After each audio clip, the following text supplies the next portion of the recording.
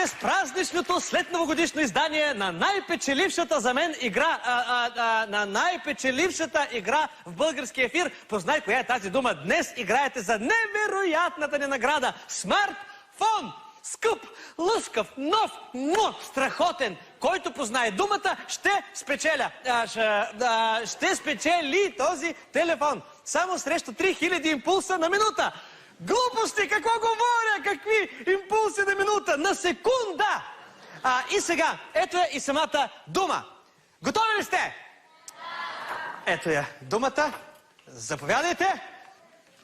Думата... това е нещо, което се подарява. Започва с П и завършва на К. И така. П, ланга, лунга, ланга, лунга, ланга, лунга, ланга, К. И така. Звънете и познавайте думата. Ало. Ало? Да? Знам коя е думата. Думата е поп-фолк.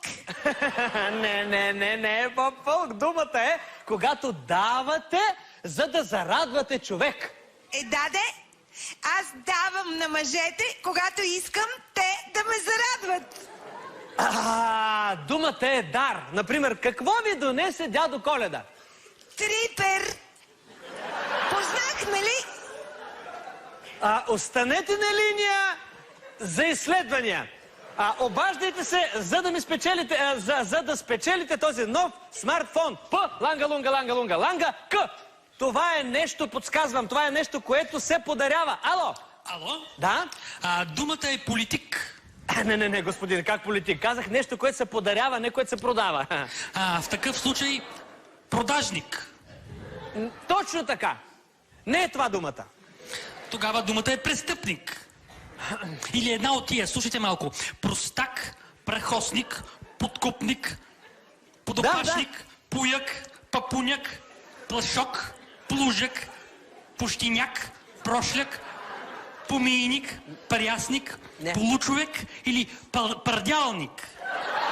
Не познахте, господине, но се радвам, че сме на една линия. Затова останете на нея, докато чуем следващия зрител от другата линия. Ало? Ало. Да. Аз мога да кажа. Аз. Браво, кажи, моето момче. Слушам. Петър плете по пет пръта преплита, плети Петре плета, подпри Петре плета, падна Петле плета. Браво, моето момченце, само че не е Петър, защото думата завършва на К. Виждаш ли? Тогава подполковник пак пирува в петък с пъдък, а пък призрак е на пикник в Перник, пък на пук. Браво! Кажи ми, знаеш ли още скороговорки? Кажи ми. Знам. Така, нямам търпение да ги чуя. Моля те, остани на линия и кажи още колко знаеш. Във всичките, ако трябваше да ги повтаряш, ще ги повтаряш, докато се насладим. Включете следващия зрител. Ало, играйте за нов телефон. Думата означава дар или армаган. Нещо, с което радваме близките си. Започва с по и завършва на рък. Ало? Да. Ама на вас ви се обаждат всякакви ненормалници и идиоти. Нали, господине? Нали, да, всякакви изроди от качалки. Да, нали така, господине? Да, нали. Да, за това и аз реших да се изявя. Знаете ли, аз продавам пръч. 3 крак и далтунист. Цена 150 чешки крони. Обича да го гушкат и да му рецитира стихотворение като това. Готов ли сте? Ама ще рецитирате ли? Да, чуйте само. Навред в гората не иде и зад хръсталака, мравка рупа зели и проплака, чий се ака. Аз много ви благодаря и ви обичам. Уважаеми зрители, току-що стигнахме дъното. Следващия идиот. Зрител, не забравяйте, играете за пръч, такова за смартфон. Коя е тази дума? Айде някой да познае. Обажда се дядо Коледа. Дядо Коледа, ти ли си наистина? Аз съм моето момче. Не мога да повярвам, че самия дядо Коледа се обажда. Така е. Момче, ти знаеш ли коя дата е? Да, знам, дядо Коледа. Днес е 3 януари. Какво? 3 януари. Как съм се напил. Леле, проспал съм и Коледа и Нова година, бе. За това ли не съм получил никакъв подарък за Коледа, дядо Коледа? Не. Защо не получих подарък? Не ме кефиш.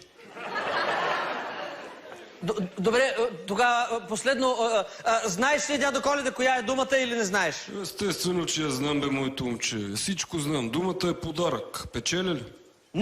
Не печелиш. Що? Щото и ти вече не ме кепиш. Аз печеля смартфона.